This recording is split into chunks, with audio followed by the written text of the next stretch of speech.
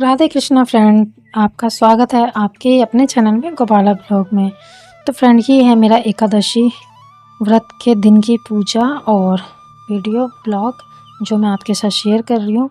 तो मैंने पहले भी एकादशी व्रत, पूर्णमासी व्रत यानी कि जो भी व्रत मैं रखती हूँ उसकी विधि पूजा मैंने सब आपके साथ शेयर कर रखी है। अगर आपने नहीं देखा तो मेरे पीछे वाले ब्लॉग में जाके आप देख सकते हैं।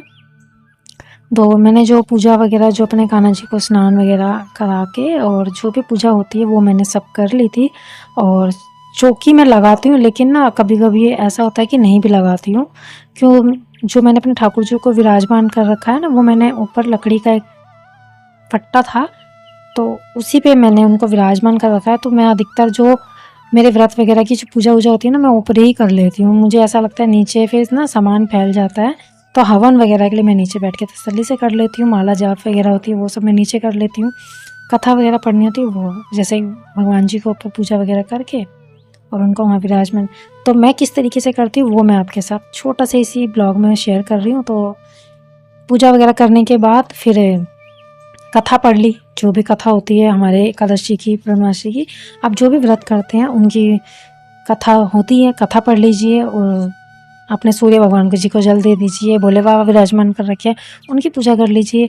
और हवन आप कर सकते हैं तो हवन ज़रूर करिए। हवन करने से ना घर की नेगेटिविटी दूर होती है और अच्छा होता है हवन करना। परिवार के साथ कर सकते हैं तो और अच्छा है। अगर परिवार के साथ उस टाइम पे परिवार के सदस्य नहीं हैं, जैसे ड्यूटी वगैरह जाते हैं, बच्चे स्कूल जाते हैं, तो आप उस टाइम परिवार नहीं होता है तो हम अकेले भी कर सकते हैं। अब हम परिवार के साथ रहते हैं तो उन सब का हम यानी कि हो जाता है पूजा। अगर सभी घर में हैं जिस टाइम पूजा कर रहे हैं तो सबके साथ कर सकते हैं। तो हवन वगैरह करने के बाद कथा आरती, यानी कि हवन करने के बाद फिर मैं आरती कर ले रही हूँ। आरती मैं एकादशी में गंगा माता की एकादशी की और ओम जय जगदीश नारायण जी की उनकी करती हूँ। तो भोग मैंने रख दिया है दूध का और केले का और मेवा था, ये सब रख दिया है। और आपसे जो बन पड़े आप वो रख सकते हैं। अन्न का भोग नहीं लगता एकादशी पे, तो अन्न मत रखिएगा। और कलश स्थापना करनी हो चाहिए और कलश पे मैंने चीनी भर के रख रखी है कटोरी में, ये हम दान में देंगे। और कुछ दान दक्षिणा आप चढ़ा सकते हैं जिससे हमें पूजा में हमारी अगर कोई गलती या हमारे से कोई भूल चूक हो जाती है या हमारी पूजा में कहीं कमी रह गई है तो ये दक्षिणा उसको पूरा कर देती है। तो बहुत ही साधारण तरीके से, बहुत ही सादा सिंपल तरीके से हम अपने घर में पूजा कोई सी भी हम कर सकते हैं। ज़रूरी नहीं तो बहुत बड़े स्तर पे की जाए। तो मैं इसी तरीके से बनाती हूँ। जो मैशर है ना, इससे मैश करके केलों को जो मुँह में आते हैं ना तो अच्छे लगते हैं ऐसे। और जो मिक्सी ग्राइंडर में बनाते हैं ना वो बिल्कुल मिक्स हो जाता है, वो अच्छा नहीं लगता मुझे, पीने में टेस्ट नहीं आता और देखने में भी अच्छा नहीं लगता।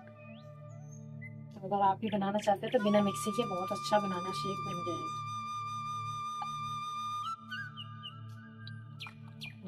छोटे छोटे जो आते हैं ना इसमें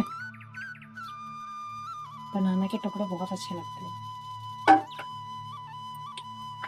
तो देखिए अभी काम खत्म नहीं होता, कपड़े भी पड़े हैं अभी तय लगाने के लिए धूपे हैं। बारिश की वजह से सूखे नहीं, आज से 2 से 3 दिन में सूखेंगे। तो ढेर अभी और भी पड़े हैं, मैं देखे नहीं, छत पे भी पड़े हैं। कल तो धूप थी तो थोड़े सूख गए। आ जाइए आप भी हमारे साथ रवाना शेक के लिए, जो बहुत ही टेस्टी बना है।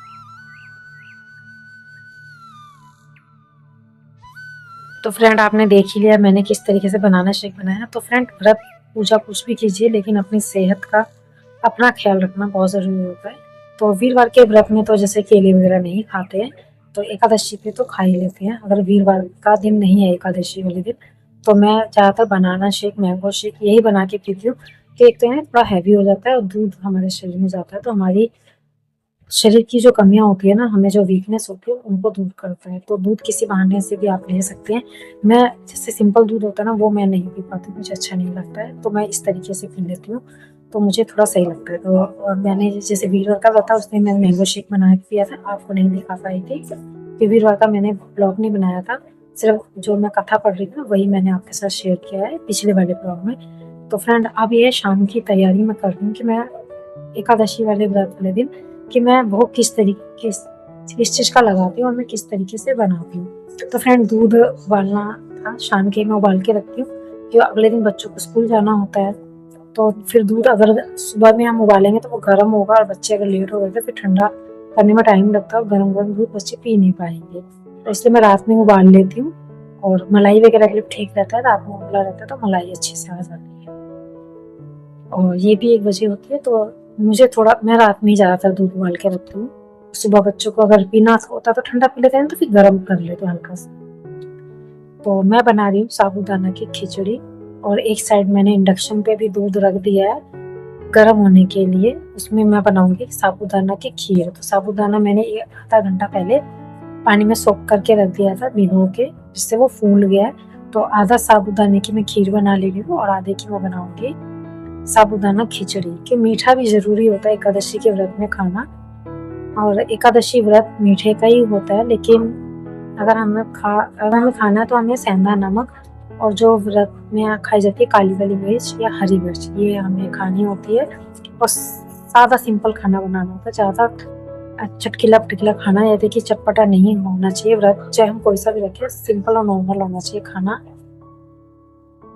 तो मैंने सेंधा नमक और काली मिर्च से बना रही हूँ। तो मैंने हरी मिर्च और टमाटर को फ्राई कर लिया, और उसी में मैं डाल दूँगी मूंगफली, और मूंगफली भी मैंने फ्राई कर लिया है। और सरसों का तेल यूज़ नहीं करते हैं एकादशी के व्रत में, तो घी में ही बनाना चाहिए। तो मैंने थोड़ा सा देसी घी गर्म हो गया था, देसी घी लिया, उसमें हरी मिर्च और जीरा आप डालना चाहते, लेकिन मुझे जीरा कम पसंद आता है कि पूरा दिन खाली पेट रहो ना, और जीरा फिर मुझे थोड़ा सा अच्छा नहीं लगता, इसलिए मैं नहीं खाती हूँ जीरा व्रत में। जहाँ तक मैं हरी मिर्च का तड़का लगा लेती हूँ। तो हरी मिर्च टमाटर को फ्राई किया, और उसी में मूंगफली भी फ्राई कर ली। फिर साबु यानी कि आलू थे, आलू मैंने उबाले नहीं थे, और एक आलू था उसको बिल्कुल बारीक बारीक काटा, और इसी घी में टमाटर और हरी मिर्च और मूंगफली के साथ हमने इसको भून लिया। और उसके बाद फिर मैंने इसमें जो साबूदाना सोख करके रखा था वो मैंने डाल दिया है। और बहुत ही अच्छी बनती है साबूदाना की खिचड़ी, और व्रत के टाइम पे हमें ये खानी ही चाहिए। कि साबूदाना एक अच्छी, यानी कि व्रत के लिए बहुत अच्छा होता है। जो हमारे शरीर में वीकनेस, एनर्जी कम होती है ना, उसको पूरा करता है। तो साबूदाना अच्छा होता है कि जो इसके अंदर जो मांसपेशी होती है ना, वो हमारी जो हड्डियों में दर्द होता है, जैसे जोड़ों में व्रत रखने से हमें थोड़ी वीकनेस लगती है ना, तो उनको पूरा कर देता है। आप मखाने की खीर भी खा सकते हैं, मखाना भी बहुत बेस्ट होता है खाना। मखाना की खीर भी बना के खा सकते हैं, क्योंकि मैं भी बना के खाती हूँ, कभी कभी मखाने भी बना लेती हूँ। लेकिन ऐसा ना हमेशा वीडियो ब्लॉग नहीं बन पाता, नहीं शेयर कर पाती हूँ, तो आप मखाना भी खा सकते हैं। मखाना भी व्रत में बहुत ही फायदेमंद होता है, उसको भी हम खा सकते हैं। तो फ्रेंड, मैं परिवार है, मेरा व्रत है, परिवार का तो नहीं है, उनकी भी ध्यान रखना जरूरी है। तो उनके लिए भी मैंने दाल पहले ही बना ली थी। घिया चने की दाल बनाई है मैंने बिना प्याज लहसुन के, सिर्फ हरी मिर्च और टमाटर में छोक दी थी, और दाल बन के हो गई है तैयार। घिया चने की दाल अच्छी लगती है, बच्चों को भी पसंद आती है। वैसे घिया नहीं खाते, लेकिन दाल के साथ बनाते हैं ना तो घिया खा लेते हैं। और वैसे मैं सादा सिंपल घिया की सब्जी बनाती हूँ, नहीं खाते हैं। घिया के कोफ्ते खा लेंगे, और ये और घिया का मैं चीले बनाती हूँ ना, वो भी बच्चे खा लेते हैं। बस पता नहीं घिया की सब्जी जो मैं बनाती हूँ वैसे सिंपल, वो नहीं खाते हैं, पता नहीं क्यों, बच्चों का टेस्ट है। तो फ्रेंड, खीर बन के हो गई तैयार। तो उसमें मैंने डाल दिया ड्राई फ्रूट, और साबूदाना की खीर बहुत बढ़िया लगती है। मेरे बच्चे इनकी तीनों खा लेते हैं, और ये भी खा लेते हैं, मुझे भी अच्छी लगती है। तो फ्रेंड, ये तो हो गया हमारे व्रत का भोग। तो पूजा भी मैंने आपके साथ शेयर कर ली, और व्रत का भोग भी शेयर कर लिया है। तो इसी तरीके से होता है। तो सबसे पहले अपने ठाकुर जी के लिए निकालेंगे भोग, गौ माता के लिए निकालेंगे। तो मैं ये खीर, और खीर मैं मंदिर में भी रखूंगी कान्हा जी के लिए, और यानी कि सभी भगवान जी के लिए, उनके लिए भी एक कटोरी में अलग से निकालूंगी। तो अच्छा लगता है। और व्रत में जो भोग वगैरह होता है ना, वो अगर हम पूरा दिन व्रत रहते हैं तो थोड़ा सा व्रत के टाइम पे हमें थोड़ा खाना ऐसा होना चाहिए जो हमारी सेहत को फायदा करे। जैसे हमने व्रत रखा है, एकदम हैवी भी नहीं होना चाहिए, तो व्रत रखने का वो फायदा नहीं। लेकिन सादा सिंपल खाएं, लेकिन अच्छा खाएं।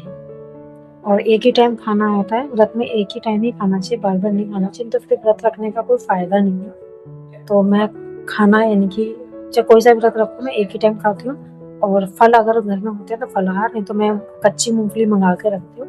तो मैं व्रत में उसको घी में हल्का सा फ्राई करके वो खा लेती हूँ, अगर फल वगैरह नहीं होते हैं। तो कान्हा जी की लगा ले रहे हैं प्लेट।